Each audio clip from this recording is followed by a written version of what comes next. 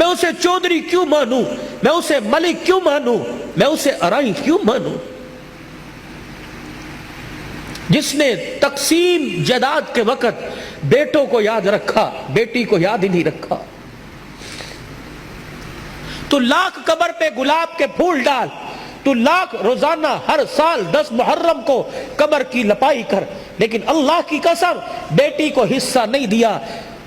گھر کی مفلسی اور گھر کے حالات پتلے دیکھ کر، جب بیٹی کے گھر کا میٹر بجلی کا بل زیادہ آنے پر بجلی کٹے گی، گیس کا کنیکشن کٹے گا، جب ماں سے بچے روٹی مانگیں گے اور ماں دوپٹے میں منہ دے کے روئے گی، تو کیا اللہ تجھے قبر میں سکون کی کروٹیں دے گا؟ نہیں نہیں۔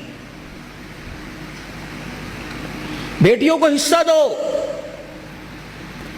بہت سخت پکڑ ہے، قیامت کا دن ہوگا، اللہ پوری روح زمین کو لوہے کی بنائیں گے، پھر جہنم میں اسے جہاں تک اس کی مرضی اس کو گرم کیا جائے گا، پھر اس پوری زمین میں سوراخ کر کے ایک جہنم کی زنجیر اس میں ڈالے گا۔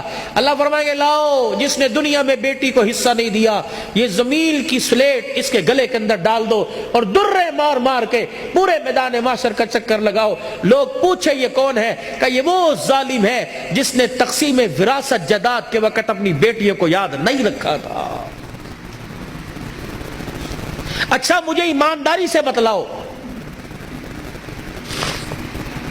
بیٹیوں کو حصہ نہ دینے پر تمہاری کون سی صحت میں اضافہ ہوتا ہے؟ بیٹے کون سا تمہیں سونے کے چمچے سے منہ میں تمہارے خوراک ڈالتے ہیں؟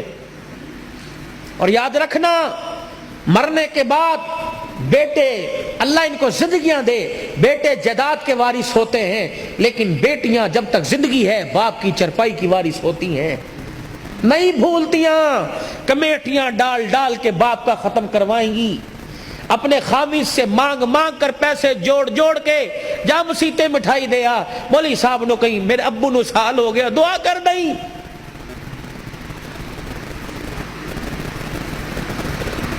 یہ دین ہے، میں اسے کہاں ڈھونڈوں؟ میں اسے کس خطیب کی زبان پہ تلاش کروں؟ کس مورخ کی تاریخ میں تلاش کروں؟ کون سے فسانے اور کون سے ناول میں اور کون سے سنڈے میگزین اور ایکسپریس اور نوائے وقت اخبار میں تلاش کروں؟